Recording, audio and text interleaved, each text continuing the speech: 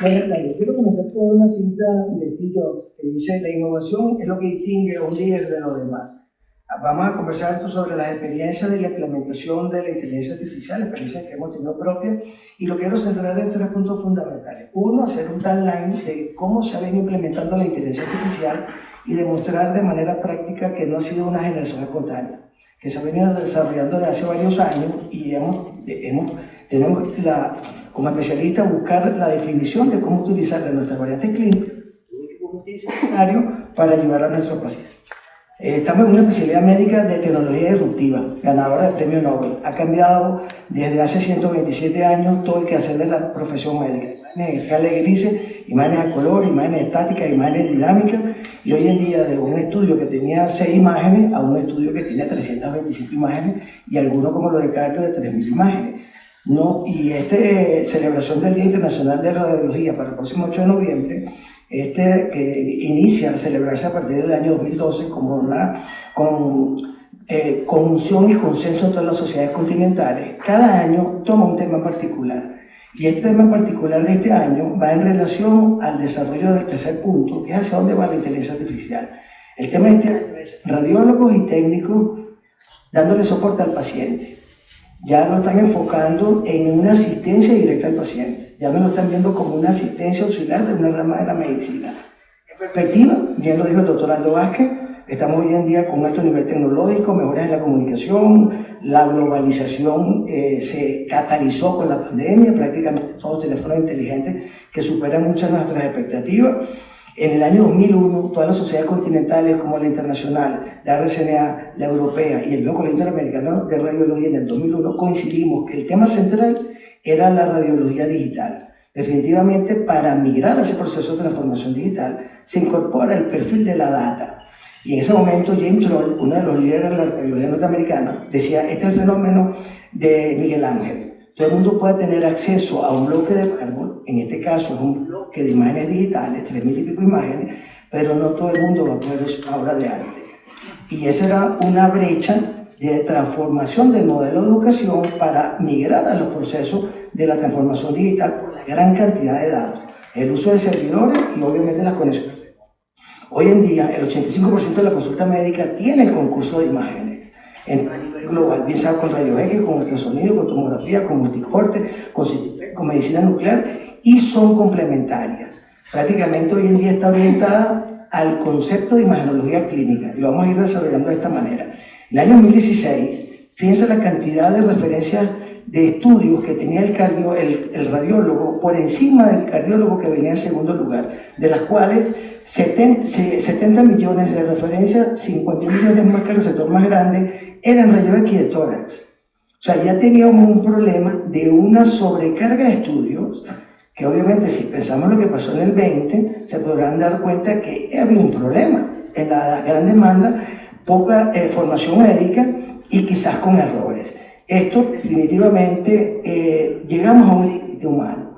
Nosotros si analizamos esto, que un paciente lee 50 estudios a un promedio de 435 imágenes por estudio, representa 1.5 segundos por imagen, y definitivamente esto va a llevar a un error. El 45% de los errores en radiología ya está contabilizado.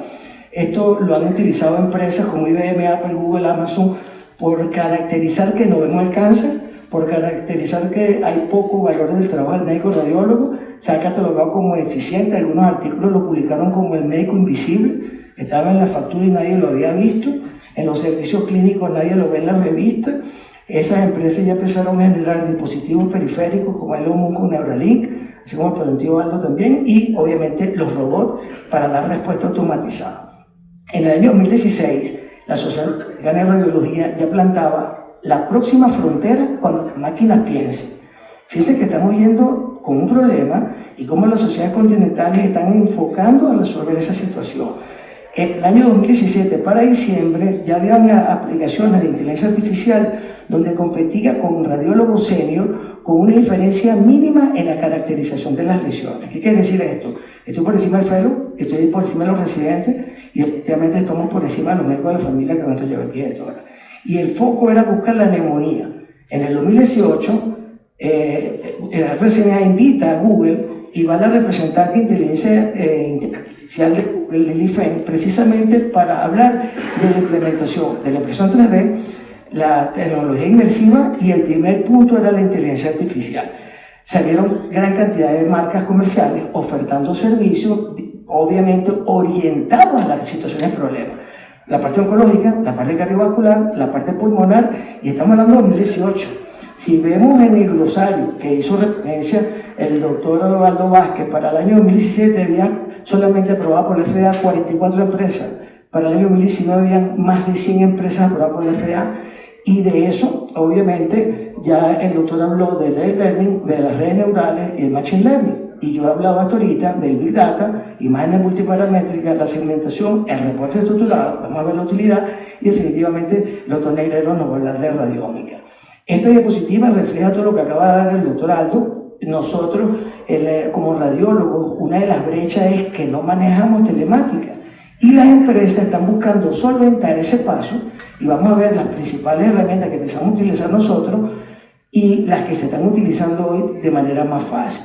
Nosotros como radiólogos, en una especialidad de tecnología disruptiva, definitivamente tenemos como constante el cambio y definitivamente tenemos que aprender en este modelo de transformación. Todos los gabinetes de radiología, todos los servicios de radiología, todas las tabletas, teléfonos inteligentes que tienen acreditación para lectura de estudios de radiología local y a distancia. Prácticamente el acceso a los servidores lo podemos tener aquí, como lo mostramos de hecho en la pandemia. En todos los celulares tienen reconocimiento facial. ¿Qué utiliza el reconocimiento facial? El triángulo ojo, nariz y boca para reconocer de su base de datos si está o no está. El celular le dan a Google, toma una foto y él automáticamente va a buscar en su base de datos la imagen que aparece. Entonces, ya lo dijo el doctor, lo tenemos en Netflix, lo tenemos en los celulares. La pregunta, ¿por qué no lo tenemos en los gabinetes con nuestra especialidad? Si nos va a ayudar a resolver un problema que, como hemos visto, lo teníamos con el tórax. Entonces, definitivamente en el 22, fíjense, en el centro, la primera especialidad con aplicaciones de FDA aprobada es radiología. Le sigue oncología y con un punto de diferencia, cardiología. Esas dos especialidades de paso tienen que ver con nosotros. Entonces, ¿quién es el líder en este periodo post-pandemia en el uso de las aplicaciones de inteligencia artificial? Definitivamente el radiólogo. Y tenemos que aprovechar esa ruta, porque si vemos el top 10 en las tendencias de innovación en el sector salud, inteligencia artificial ocupa el 18%, el Internet de las Cosas el 17%, telemedicina el 12% y el Big Data el 11%. Definitivamente todo es digital. Y esto viene a resolvernos un problema. Y si analizamos los challenges de la RCNA, vemos la edad ósea en el 2017 para aprobación. Ya todos utilizamos edad ósea de manera automatizada. Ya no tengo que leer el IPAI y lo puedo hacer desde el celular. Y puedo imprimir el reporte. Y lo puedo imprimir por sexo, incluso otros datos adicionales. En el 18, el challenge de inteligencia artificial fue neumonía. Y en el 19 fue hemorragia intracraneal. Obviamente, esto es súper rápido, súper preciso y aprobado por sociedades continentales. Los anotadores, casualmente, en el año 20 sale la revista Inteligencia Artificial de la RCNA. Ese mismo año saca cardioimagen y ese mismo año saca oncología. Resuelve las propuestas de problemas que cité anteriormente. Entonces, esa sería una ruta para los residentes o aquellos especialistas que quieren incorporarse. ¿Qué hace el anotador? Le dan lo que se ha denominado reporte estructurado. Es normal, hay hemorragia, endoparenquimatosa, eso es aracnoidea, eso es dural, y cada una de las imágenes se va marcando, dándole un clic. Yo tuve la suerte de participar en el 20, que casualmente fue tromboembolismo pulmonar. Ahí participé con 250 casos. La imagen arriba, tú vas seleccionando si es tromboembolismo agudo, si es crónico, si es central, si es periférico, si hay cambio en la cámara cardíaca, que muchas veces no lo leemos en el reporte. Pero nos lleva a un checklist y nos va a ayudar a evitar errores. Y un detalle interesante es que por lo menos en inteligencia artificial, en la parte de neuroradiología, este artículo lo cito porque estuvo por encima de los fellows, por encima de los residentes, y los resultados fueron similares a los neuroradiólogos. Entonces imagina que nosotros tuviéramos esta herramienta, nos va a asistir como un segundo lector con grado de neuroradiología para yo validar o no el hallazgo. Y como estaba orientando casualmente algo, y disculpa que lo cite, pero coincidimos en los temas, es que ya no está orientada en caracterizar la enfermedad, sino en la probabilidad de que la padezca en base a los resultados de los almacenamientos que tenemos de datos. Este paciente va a tener cambios artrósicos, sí o no. este paciente va a tener un riesgo de mortalidad por enfermedad coronaria, sí o no. Y en este caso, ¿verdad? Un departamento hoy en día debería contar con cuantificación de inteligencia artificial, las recomendaciones que están dando y tener un reporte estructurado que sea consensual a los criterios que más comúnmente propuestos son el Colegio Americano de Radiología y que esté vinculado al récord electrónico del paciente y al NIMS, anteriormente PACS. En el 2015 nosotros empezamos a utilizar esta herramienta. Esta herramienta nos hacía volumetría cerebral. Entonces nos permitía caracterizar los núcleos de la base.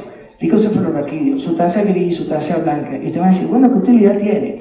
Bueno, son biomarcadores. Si yo tengo atrofia de la porción medial del lóbulo temporal del hipocampo y parahipocampal, yo tengo un deterioro de demencia Alzheimer. Y esto lo hemos trabajado con los departamentos de psiquiatría, relacionando el mini-mental y el estatus clínico del paciente, si hay o no disminución del área hipocampal.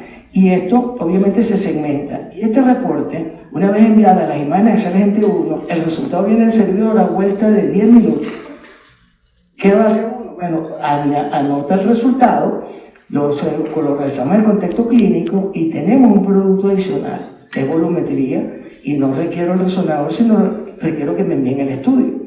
Pero ¿qué sucede si otras especialidades aprenden a hacer esto y pueden interpretarlo teniendo ellos el dato clínico? Entonces nosotros tenemos que tomar el liderazgo de esto. Otro detalle de precisión son los ovnis, los objetos brillantes no identificados en sustancia blanca, que es desmilinizante, que es vascular, que es enfermedad de pequeños vasos, que cómo le calculo yo al año que viene si hay progresión de enfermedad. Le pasamos inteligencia artificial y me da total 22 lesiones, una periventricular, 16 periventriculares, 4 de sustancia blanca profunda y ninguna infratentorial.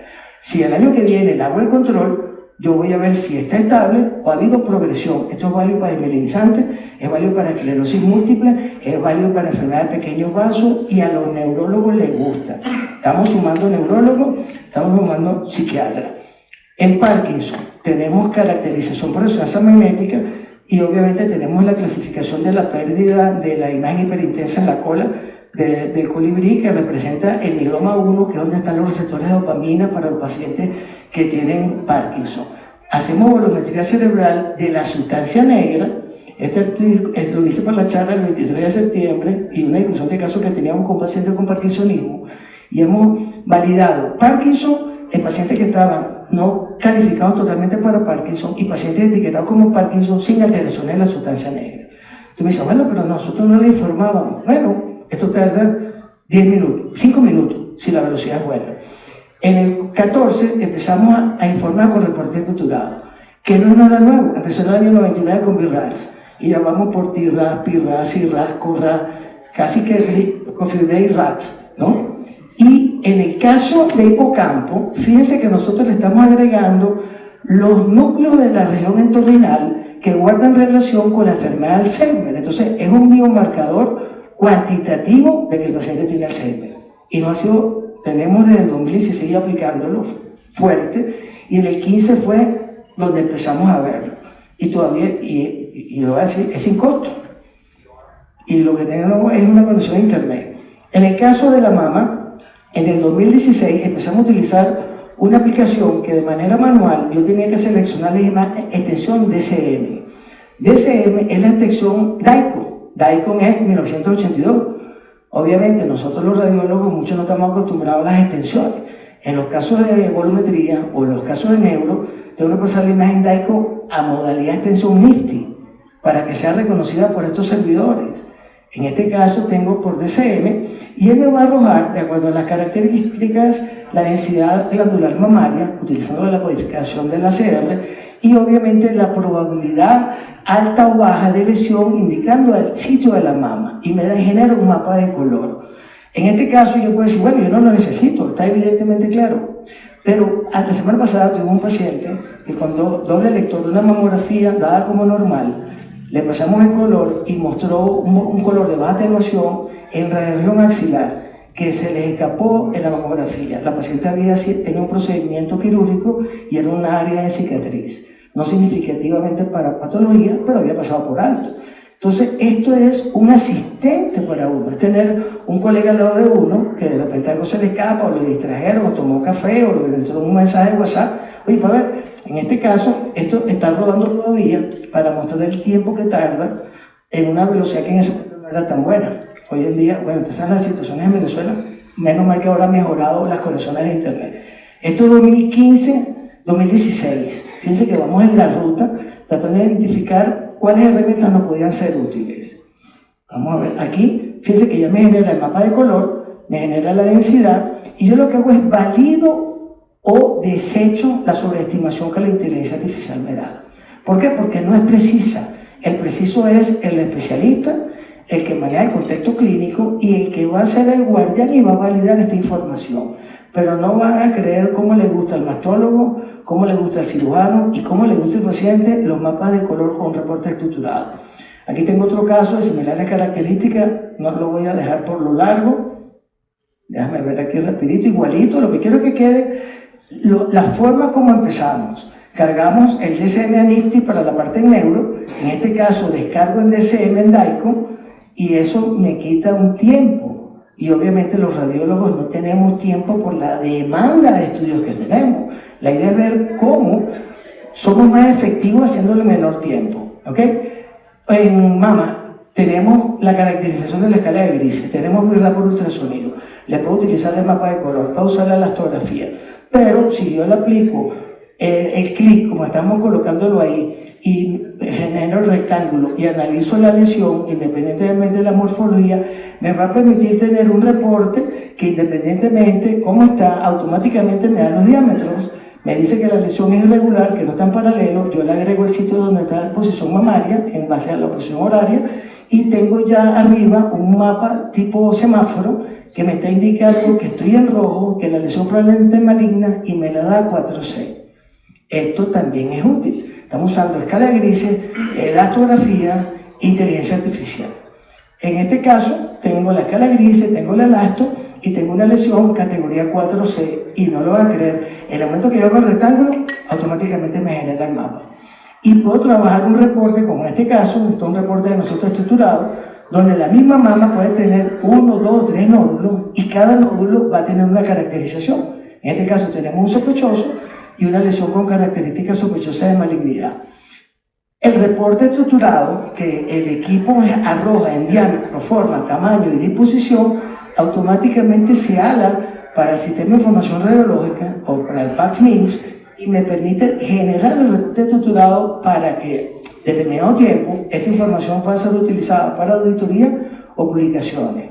Esto es bastante útil y lo que tiene como objetivo es la precisión diagnóstica de este tipo de plataforma, es eliminar las biopsias innecesarias, porque siempre hay un rango entre 3 y 4 y generalmente ponen 4 y era realmente 3.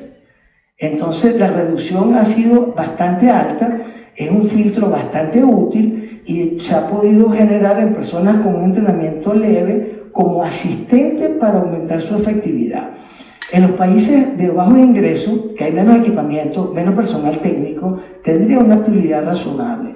Ya han salido sociedades científicas sociales sin fines de lucro, como Raya International, y ellos tomaron un segmento de la educación clínica, las fases de implementación de la inteligencia artificial y la implementación de la infraestructura. Caracterizo la lesión y me da el puntaje en T1 o en T2. Si tengo 2 lesiones, me caracteriza la sospechosa y la maligna y me da el puntaje. Y esto es instantáneo y es FDA aprobado. Entonces, mira, en una buena mano, porque ¿qué sucede? A veces, como planteaban cuando hablaba pulmón, creo que fue Benjamín Conde, ven una lesión y se olvidan de todo lo demás. Este paciente vieron un quiste, pensaron que era un bocio, una lesión quística, revisamos de nuevo, le pusimos inteligencia artificial y tiene una lesión sospechosa y resultó cancerígena. Definitivamente la inteligencia artificial es otra modalidad de adquisición dentro de nuestras especialidades. He pasado una ruta desde el año 2015 hasta el 22 de su implementación, no nos llegó sorpresa. Las sociedades continentales la están validando. La RCNA tiene un curso de certificación para la inteligencia artificial. El hecho de que tengamos un bloque hoy en día en Guanajuato para hablar de inteligencia artificial da muestra de esto. Todos los congresos ahorita internacionales tienen inteligencia artificial. El radiólogo cree que yo no llego ahí, yo no tengo el equipamiento. Hoy en día esto está mejorando, porque uno se pregunta, tengo esa formación, cuento con la tecnología, promuevo su utilización, soy resistente al cambio como radiólogo. Es una especialidad que ha cambiado en 127 años todo el quehacer médico, desde la rayos X, los contrastados, orales o endovenosos, la tomografía, 6 generaciones con multicorte, vamos por 320 cortes, estamos haciendo cardiovascular y se nos metió el COVID. Entonces imagínense, si teníamos ese problema con el radiólogo fue el médico más recalentado, el del síndrome del depurado, y ustedes lo vivieron. Incluso muchos tenían miedo de ir al servicio. Empezamos a implementar teleradiología que no era nuevo y empezamos a utilizar estaciones de trabajo que antes no utilizábamos para no ir ahora. Y lo veíamos desde la casa como los niños hoy aprendieron sin inducción, clases en línea a partir de los 9 años. Entonces, en este caso, casualmente, ese mismo año, que fue el año donde sale la revista Inteligencia Artificial, nosotros empezamos a trabajar con una plataforma de unos médicos venezolanos establecidos en Chile. La pandemia fue marzo. Nosotros empezamos a implementar esto marzo, abril, en mayo, ¿ok? Y en este caso damos la data demográfica. Entonces, bueno, pero si ya tenemos las características del corral, sí, pero esto nos va a servir para nosotros tener una cuantificación de la lesión y mostrarle a los neumonólogos, a los internistas, que el especialista de radiología es quién. El radiólogo, así porque nos estamos dando imágenes. Entonces, el hecho de tener nosotros estas herramientas, a nosotros nos empodera, y permitir que la utilice uno que no sea radiólogo, la vamos a perder. En este caso, cargamos en JPG, esto está rodando en vivo, esto es 20 abril-mayo, ¿ok? Una conexión más lenta, ¿ok?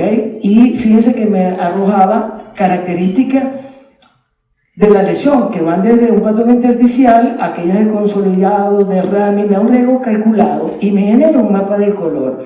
Y me permite desde esa misma aplicación ver la imagen que paradójicamente que mostró la pandemia. La especialidad número 1, la rayos X. Independientemente tengamos imagenología molecular hasta con resonancia magnética, la modalidad que demostró la primera línea fue portátil. O sea, imágenes en AP de baja inspiración y con una calidad bastante disminuida. Mostró que tenemos un liderazgo. En este caso, tuvimos suerte, como preguntó ahorita Aldo, en Sao Paulo, la alcaldía nos dio acceso a una plataforma de Huawei y de Civic. Esto lo empezamos a implementar en agosto. Ese paciente dice agosto 2020. Entonces nos permitía cuantificar de manera precisa la posibilidad de COVID y la probabilidad cuantitativa de los lóbulos pulmonares afectados. Esto nos fue muy útil durante la pandemia y nos ha sido bastante útil en las pacientes secuela COVID. ¿Por qué? Porque estamos determinando el componente porcentual de fibrosis pulmonar que tiene el paciente. Esto, trabajando con estas dos herramientas, nos consolidó. Fuimos un centro de referencia, nos quedaron los estudios cuantitativos, los pacientes han venido después a control post-COVID en secuela. Ahí se nos presentó también otro problema y lo voy a referir a otra aplicación. Este es de origen ruso, también es en línea. Le dan al botón de inteligencia artificial y él automáticamente me segmenta las áreas de fibrosis y las áreas de compromiso de espacio intersticial en los pacientes con COVID. Es instantáneo, le dan al botón y de una vez lo hace. No hay que descargar, no depende del servidor y lo puedo hacer desde cualquier gabinete.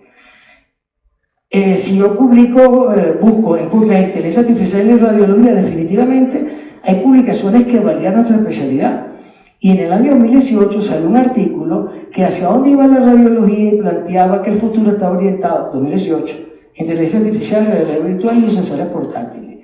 Y para el 25 se estimaba un incremento para el mercado de radiología de 5 billones de dólares en el mercado de salud.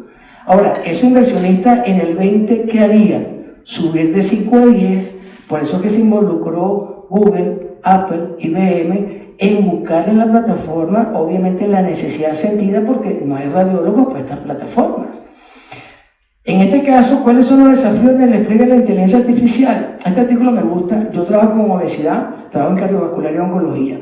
Los pacientes bariátricos, nosotros le estamos haciendo ultrasonidos metabólicos y le estamos haciendo segmentación de la adiposidad visceral, ya lo voy a explicar, y nos hemos encontrado pacientes que van a cirugía y tienen cambios cirróticos. Entonces estamos haciendo volumetría manual en hígado y vaso, usando la relación de lóbulo caudado, lóbulo derecho y la segmentación del segmento 4 y 8 en relación al 2 y al 1, que son las atrofias que tiene el paciente por redistribución segmentaria con cirrosis. Eso me consume tiempo. Cuando vi esta plataforma que me permite calcular el grado de fibrosis, entendiendo que la estenosis hepática, a diferencia del páncreas, es más hacia cirrosis. Si yo meto un paciente en bariátrica con cirrosis, voy a tener una probable complicación del paciente. Y nos hemos encontrado un alto cargo y por eso hemos creado un producto que nos permita minimizar el tiempo y trabajar de manera cuantitativa los cambios segmentales en redistribución que tiene en el hígado para que el cirujano esté más claro en el riesgo que tiene. En ese mismo caso, fíjense que aquí me va dando, ¿verdad?, la segmentación por CONALLA, y voy a ver los segmentos 4 y 8 que están atróficos y el segmento 1 y 3 que se hacen hipertróficos y se atrofia el derecho. Y voy a tener una imagen cuantitativa, que es una relación de los segmentos 1 y 3 entre 8 y 4, que va por debajo, va subiendo a 1, cuando tengo ya cambios cirróticos. Si lo asocio al volumen del vaso, definitivamente tengo ya cambios cuantitativos y precisos y cubicados de esta lesión. Esto lo podemos hacer manual. Esto me pareció interesante porque para el canal espinal, bien sea por desmielinización, por tumor o por infección, esto estuvo por encima de los neuroradiólogos. Y el tiempo de interpretación por intercambio de esta plataforma es de 5 minutos. Entonces, y con lo que leen columna por resonancia, cuando ven lesiones brillantes, igual que el cerebro, uno se sienta con un café y empieza a hacer preguntas ahí a lo loco. El hecho de incorporar Data Science en la formación de los radiólogos ya es una realidad del 18 y 19. Algunas residencias de radiología ya están incorporando a los residentes de tercer y cuarto año precisamente la creación clínica, desarrollar modelos y obviamente utilizar la data que tienen para generar productos que eventualmente resuelvan en su exploración. En esos casos hemos utilizado la de columna y me llamó mucho la de obesidad, pues teníamos el problema nosotros de la adiposidad visceral, porque pacientes post-COVID con afectación pulmonar, tuvimos muchos pacientes con adiposidad visceral que fallecieron. Y en una revista de Obesity del 2020 se demostraba que la adiposidad visceral es reservorio del COVID y amplifica la cascada de citoquina. Y hemos tenido, posterior al COVID, un incremento de enfermedad inflamatoria intestinal, además del barrido que tuvieron por los antibióticos. Entonces tenemos alteraciones en la microbiota que generan, como el curtido difícil, un patrón inflamatorio. Entonces nosotros, buscando cómo podíamos contabilizarla, encontramos una plataforma que yo cubico. Este paciente tenía 7 kilos de grasa de adiposidad visceral. ¿Cuál es la ventaja con bariátrica de este tipo de paciente? Que tiene un riesgo preinflamatorio crónico y tiene un riesgo de 5 tipos de cáncer. Y no lo reportamos en tomografía, no lo reportamos en ultrasonido. Y creamos un producto y los bariátricos confían porque lo estamos midiendo de manera cuantitativa. Con la ventaja que todo esto es reversible. Él, al perder la adiposidad visceral, disminuye la ecogenicidad en el hígado, o sea, la infiltración grasa en el hígado y en el páncreas. Y en la adiposidad pericárdica, nosotros hacemos cardio también, el riesgo que estaba planteando Aldo, esa adiposidad visceral es idéntica a la visceral abdominal, pero genera procesos inflamatorios antes de la presencia de la placa. Entonces nosotros publicamos revisando los artículos de un paciente que tenía en un Agaston de 0 y 2 años después llega con un fallecimiento y lo que tenía en positivo era la grasa pericárdica. Nosotros hemos realizado de manera manual y segmentaria una determinación de la grasa pericárdica y lo publicamos en Cardio 1 de este año como un marcador cardiometabólico. Toda tomografía en el borde libre del ventrículo derecho que mida más de 5 milímetros, aún sin ateromatosis coronaria, tiene riesgo de enfermedad cardiovascular.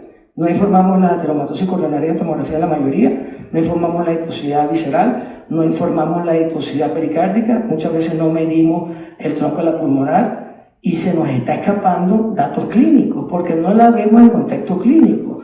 Pero cuando trabajamos con un equipo clínico, como bariátrica, como cardiovascular, como oncología o como psiquiatría que vimos los pacientes que tenemos, mira, generamos un producto y le estamos dando valor a nuestro trabajo.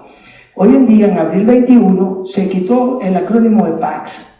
Y esto es interesante porque PACS dice, es un sistema que se formó, DAICO es de 82, esto estamos hablando de los 90, estamos hablando del siglo pasado, estaba basado en comunicaciones y archivos. Y el MIMS, por la FDA, en abril del 21, significa procesamiento y gestión de imágenes médicas. Y las plataformas de inteligencia artificial que están haciendo ahora, incorporando esas soluciones en los MIMS para que nosotros no tengamos que descargar ni un JPG, ni yo cuando me descargo un NIF, yo, ¿qué es eso? Porque si me están entendiendo. Y el de informático, tú tienes que saber, no, yo sé medicina, o sea, vamos a respetarlo. Porque ustedes saben cómo son los de informática. Los informáticos lo hacen sentir a uno como taradito. Hoy en día, esas plataformas, sí, es verdad, yo a veces digo, mira, ven acá, tú no sabes de infarto. Bueno, entonces vamos, tú tienes que automatizar un workflow de trabajo. Y el 70% de las aplicaciones de transformación de salud han fallado porque no ha habido el concurso del médico. Y a veces empresas, el dueño, la esposa, el sobrino, este es el sistema. Hay el radiólogo que maneja algo sin inducción, que no comprende. Y fíjense que tengo 7 años contabilizando lo que estamos haciendo y cómo ha venido la especialidad. La pregunta, si no sé de dónde vengo, no sé dónde estoy, no voy a saber a dónde ir. Este sistema debe estar integrado en los MIMS. Este sistema permite precisión en los algoritmos. Este sistema tiene que ser integrado. ¿Qué significa? Que cuando yo tengo una inteligencia artificial y tengo una plataforma de esta, en lo que yo lo coloco en el sistema, tiene que integrarse. ¿Qué significa? Que tiene que tener acreditaciones de consenso internacional, como HL7, como el ENOM-ST, que son códigos de diagnóstico médico, y el ICD-10. Y adicionalmente, tiene que tener acceso a todo este tipo de plataformas. Y hasta que el radiólogo abra, ¿verdad?, el estudio, a él le va a salir una bandera diciendo, hay una lesión en el hígado, hay una lesión en el páncreas. Porque la idea es que nos ayude a trabajar la gran carga de estudio y la gran demanda de estudio y no tenemos equipamiento significativo. Entonces, ¿nos unimos o perecemos? Y el reporte estructurado. Este survey solamente puede mostrar en facultativos de alto nivel en los Estados Unidos, en todo optimizaron el tiempo de trabajo, todos redujeron el tiempo de error. Y obviamente, si vemos que el problema fue el error y la sobrecarga del trabajo, al corregir esos dos, el médico está contento. Es tener no sé si ustedes tienen formación en residentes, cuando los residentes no están, no se preocupan un poco que cuando los tienen. ¿No? Díganlo ahí, bueno, aquí vas a tener un residente virtual. Esta plataforma la estamos implementando ahorita, estamos en proceso de servidor. Me gustó en lo particular porque cumple con todas estas herramientas y los análisis. Esto es 2022, hace un mes. 350 imágenes, 20 minutos. Lesiones precursoras, 70% páncreas menores de 10 milímetros. El páncreas ocupa el 1% del volumen del ataque y el 70% de las lesiones son lesiones que pasan desapercibidas del 43%. No hay una clasificación precisa y esto me va a orientar muchísimo. Este mismo grupo, ya de manera automatizada, en lo que usted abre el estudio le va a salir esto. Ya está el reporte, ya está reconstruido y te está indicando la ubicación y un color de la lesión con segmentación. Entonces ya el radiólogo que tiene miedo, que no sabe segmentar, que no sabe reconstruir, lo va a hacer automático. Entonces, ¿qué va a hacer el radiólogo? ¿Valida o desecha la información? Este mismo equipo está trabajando en riñón y en hígado. Entonces, fíjense cómo hemos venido nosotros. Venezuela, ahí vamos arañando. Fíjense que hemos venido buscando aplicaciones que nos sean útiles y hemos generado productos que nos han sido importantes. Y la pregunta es siempre, ¿quién paga esto? Porque siempre competimos, lo que ayer hablaba con el doctor, la comoditización de los estudios. Yo cobro X por hacer un estudio. Él dice, yo te cobro menos que X y te brindo un café. Después viene ella y dice, yo te doy caramelo y un sándwich. Entonces, tenemos que establecer una situación. Entonces, ¿cómo invertir en inteligencia artificial o en un MIMS de peso si está comerciando con alguien que no tiene esa inversión tecnológica? Su estructura de costo no permite que él pueda cobrar lo mismo que él. Y eso pasó también en la cobertura del Medicare y el Medicaid. Y el icono que se encontró de manera contable es validar el pago por nueva tecnología. Entonces puede cobrar lo mismo que el doctor, pero va a tener un incremento por nueva tecnología. Y esto se endosa en el paciente y permite el establecimiento de nuevas tecnologías, porque la idea no es invertir tecnología para estar incómodo, sino que obviamente yo traje más cómodo y que monetice adecuadamente mi trabajo sin fundirme. ¿Ok? Esta pregunta la planteamos cada vez que hablamos de este tema. Definitivamente, yo soy el que dice que el radiólogo que lo utiliza sí va a suplantar. ¿Por qué? Porque se va a multiplicar por 100. Si él ve 100 tomografías y tiene señaladores para páncreas, para hígado, para cardiovascular, de manera automatizada, él va a ser más rápido, más efectivo y más sensible que el doctor que no tiene la herramienta. Y lo tienen ustedes con los celulares. Hoy en día todos los años queremos cambiar el celular para andar más rápido. Ah, pero profesional, tengo el equipo de los 90. Y el informe de los 90. Y la narrativa del informe de los 90. Hígado homogéneo, hígado normal y ya. Reducción de volumen, código por debajo de 0.6, correlación normal, no cirrótico. Luego bloqueado derecho mayor de 0.7, cirrótico. Con carga o no de esplenomegalia o con carga o no de hipertensión portal. Y como el doctor Paz me dice, bueno, la experiencia, bueno, yo me permití preguntarle a los directores de los posgrados de radiología y le hice algunas preguntas. ¿En qué aspecto presente la inteligencia artificial en su práctica?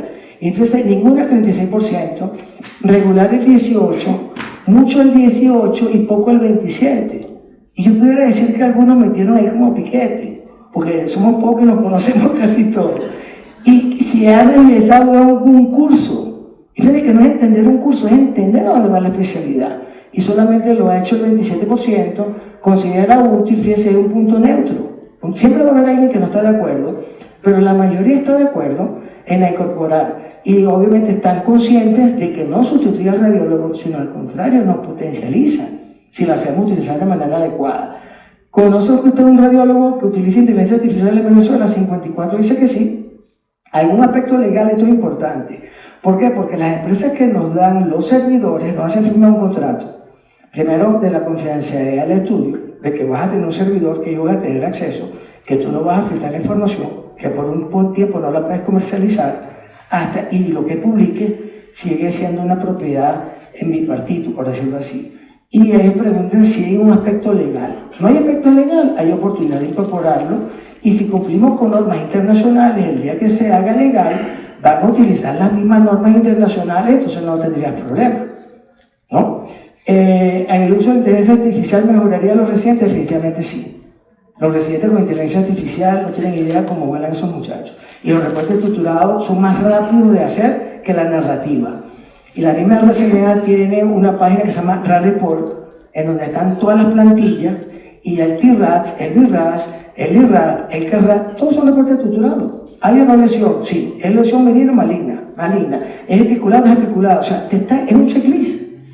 Obviamente me va a ayudar mucho. ¿Debe incluirse competencia de data science en inteligencia artificial en radiología? Definitivamente sí. Hoy en día, nos gusta o no, todos los residentes tienen que involucrarse en esto, y los que estamos más avanzados, aprender de ellos mismos y obviamente trabajar en equipo por la especialidad. Y aquí se le preguntó, menciona un curso realizado en una aplicación. Hablan de esclerosis múltiple, volumetría cerebral, como asistente, cerebro, pulmón, riesgo de fractura, las más comúnmente encontradas y obviamente todas las que no tengan pago.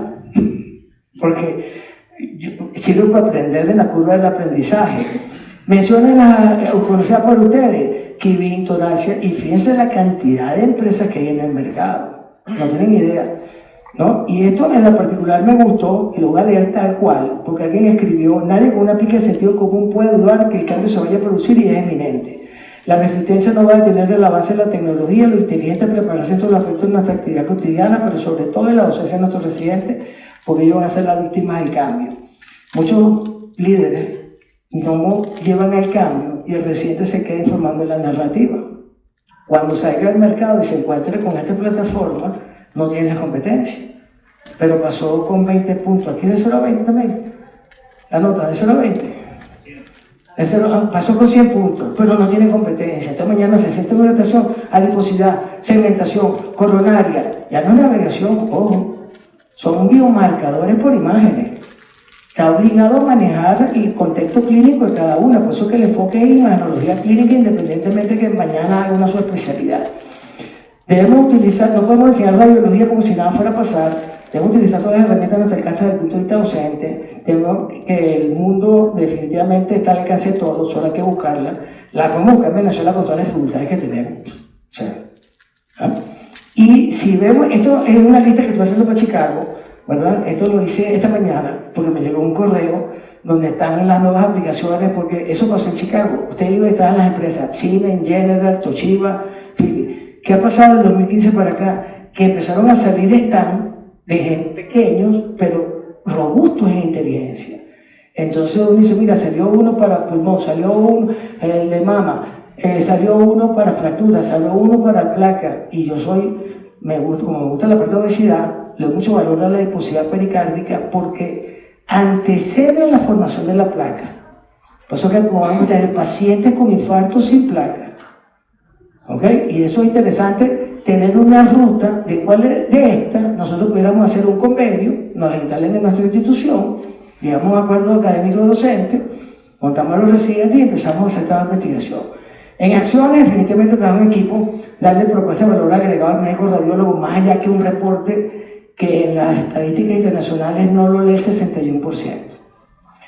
El radiólogo sea el que interprete y sea el guardián de la inteligencia artificial en cuanto a falso positivo y negativo.